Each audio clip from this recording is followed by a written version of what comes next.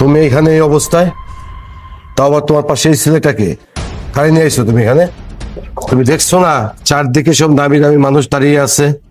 আমার এখানে বড় বড় ফরেনার ক্লায়েন্ট আসে।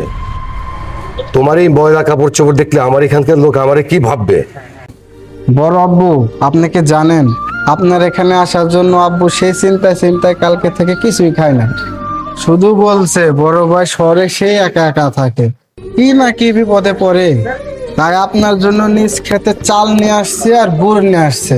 আর আপনি সম্মানের কথা বলতেছেন? নিজের রক্ত অস্বীকার করাটাই কি আপনার স্ট্যাটাস? মুখ সামলে কথা বলো ছেলে। ম্যানেজার সাহেব, এদের চেনেন না আপনি? এরা গ্রাম থেকে আসা দূর সম্পর্কের কিছু আত্মীয় আমার।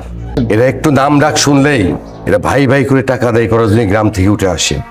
মিজান, এখানে আর এক মুহূর্তও না, এই নাও কিছু টাকা, কিছু কিনে খেও।